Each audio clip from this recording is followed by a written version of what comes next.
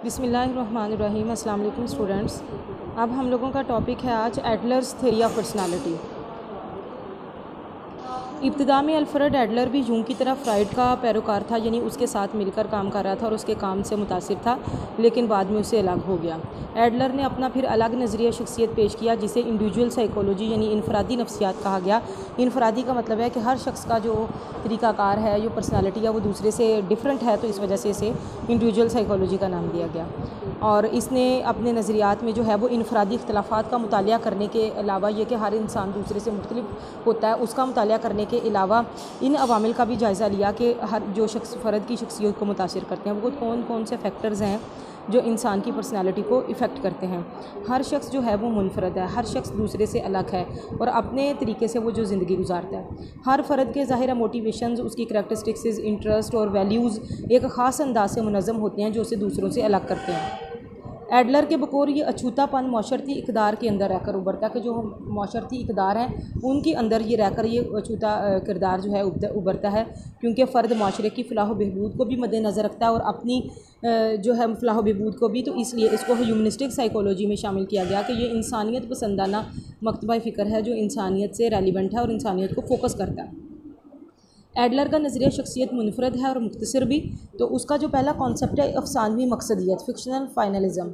Adler का कहना है कि फ़र्द का किरदार माजी के तजर्बात की बजाय ना मुस्तकबिल की तवक्कुआत से ज़्यादा मुतासिर होता है। माजी में तो जो हो गया सो हो गया, लेकिन जो आइंदा होने वाला है या जो उसने करना है वो उससे ज़्यादा मुतासिर होता है। फ्राइड ने इब्तदाई बचपन को जो था वो बहुत अहम समझा था और यूंग ने इज्तिमाई लाशऊर को। लेकिन एडलर का कहना है कि बचपन की बजाय मुस्तकबिल की तवक्कुआत फ़र्द के किरदार को ज़्यादा मुतहर्रिक करती हैं, क्योंकि उसका कहना है कि फ़र्द अपने लिए हकीकी या फ़र्ज़ी नस्बुल-ऐन जब बना लेता है कि मैं ये करना चाहूँगा, मैंने ये काम करना या मैंने ये जॉब करनी है, तो फिर उसके लिए ही वो कोशिशें शुरू कर देता है। यानी दूसरों से नेक सलूक करना, दौलत जमा करना, मसावात का जो है वो उसको प्रचार करना, एहतराम इंसानियत, सच्चाई, इत्तेफाक, मेहनत वगैरह, ये ऐसे हैं जो लोगों के किरदार की अक्कासी करते हैं। फ़र्द अफसानवी नोयत के मकासद के लिए जदोजहद करता है, कोशिश करता है कि वो जैसा बनना चाहे और वैसा वो बने, लेकिन नॉर्मल फ़र्द ख़ुद को मुकम्मल तौर पर कभी भी जो है वो सोचों के हवाले नहीं करता, बल्कि जो ज़हनी मरीज़ हैं वो इसके ज़ेरे असर आ जाते हैं। बर्तरी की जदोजहद, वो अफसानवी मकसद जिसके लिए फ़र्द जदोजहद करता है क्या हो सकता है, इस बारे में एडलर ने अपने नज़रिए में कुछ तरमीम की।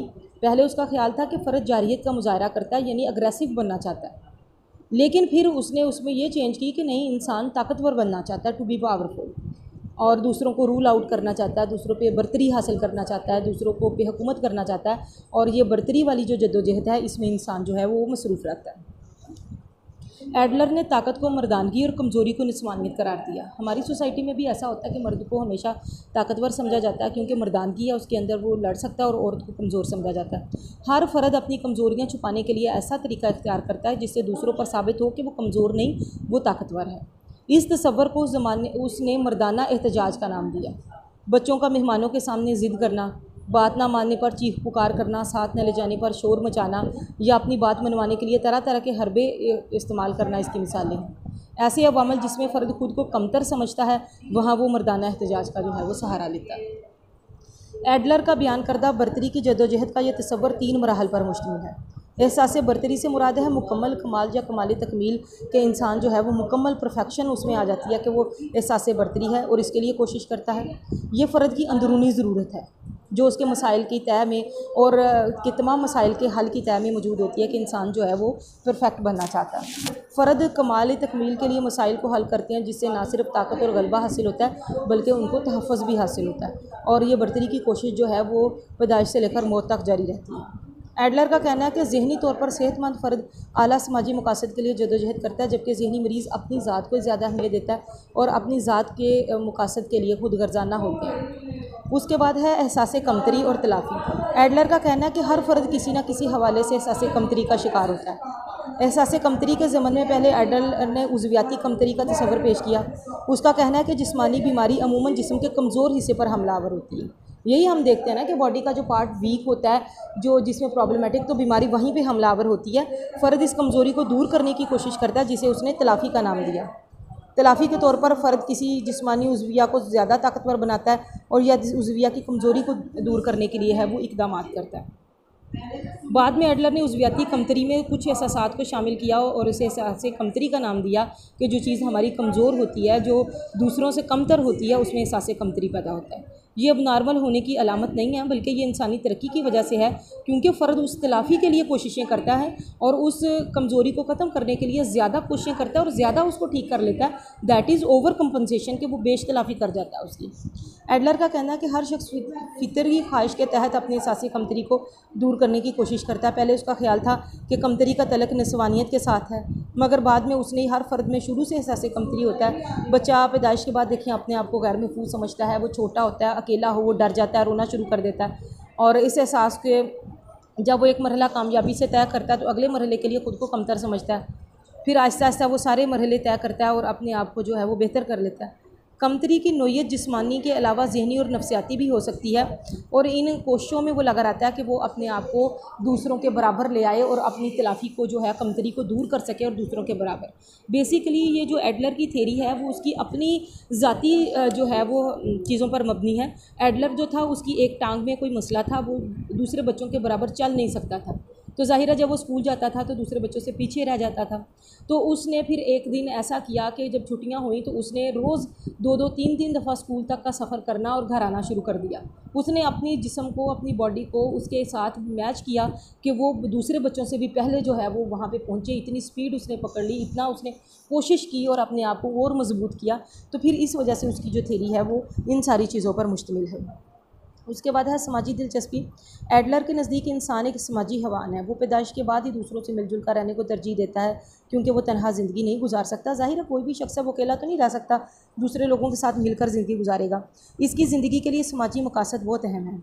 फ़र्द की शख्सियत, उसके बुनियादी और सानवी माहौल के तकाज़े क्या होते हैं कि दूसरों के साथ मिलजुल कर रहना, घर में एडजस्ट होकर रहना, साथ वालों से इर्द गिर्द माहौल में अच्छे तरीके से रहना और अपना तल्लुक़ कायम करना। तो ये समाजी और नफ्सियाती तौर पर भी देखें, अगर गली में या मोहल्ले में आप लोगों को लोग बड़े अच्छे नाम से जानते हैं कि ये बहुत अच्छे लोग हैं या इनका घर, तो आपके लिए एक फ़ख्रिया और बरतरी वाली और बात होती है और आपके लिए शख्सियत को तकमील करती है कि आप घर वालों के लिए भी अच्छे हैं और बाहर वाले भी आपकी जो है वो तारीफ़ करते हैं। एडलर का कहना है कि फ़र्द समाजी दिलचस्पी से फितरी कमज़ोरियों की तलाफ़ी करता है कि उसे फ़र्द की बरतरी की जद्दोजहद को मुनासिब ज़रिए का इज़हार मिल जाता है कि वो अपनी कमज़ोरियों को छुपा कर अपनी बरतरी को लोगों के सामने लेकर आए और अपनी कमज़ोरियों को कवर करने की कोशिश करे और भलाई के कामों पर तवज्जो दे। तो ये समाजी दिलचस्पी का जो मौजू बन जाता है। एडलर के मुताबिक ये अगरचे पैदाइशी में रुझान होता है, लेकिन रहनुमाई और तरबियत से इसको मज़ीद जो है वो निखारा जा सकता है। उसके बाद है असलूब हयात, स्टाइल ऑफ लाइफ। एडलर ने अपने आखिरी दौर में असलूब हयात को उजागर किया, जो बिलाखिर उसके नज़रिए का स्लोगन बन गया। फ़र्द एहसास से बरतरी की कमतरी की तलाफ़ी और बरतरी की जद्दोजहद के लिए जो कोशिश करता है ना कि उसने अपनी कमज़ोरियों को काबू करना है और अपनी बरतरी जो है वो दूसरों के सामने लेकर आनी है, उसके लिए जब वो कोशिश करता है तो वो उसकी जो है वो उसका ज़िंदगी का जो है वो स्टाइल बन जाता है और इसी तरह से उसकी शख्सियत में रबत और हमआहंगी पैदा होती है। एडलर का कहना है कि हर फ़र्द का तर्ज़ हयात ज़ाती और मुनफरद होता है। हर शख्स का लाइफ स्टाइल दूसरे से डिफरेंट होता है, अलग होता है। देखें, तालिब इल्म, खिलाड़ी, अदीब, मुफ़क्कर, शायर, मौसीकार, हर एक का अलग अलग तर्ज़ ज़िंदगी है।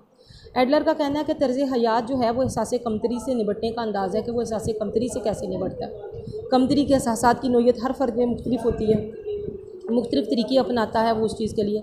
एडलर के नज़दीक तर्ज़ हयात दो अज्जा यानी अक़ली सलाहियत और माहौली क़ुव्वत का मजमुआ है।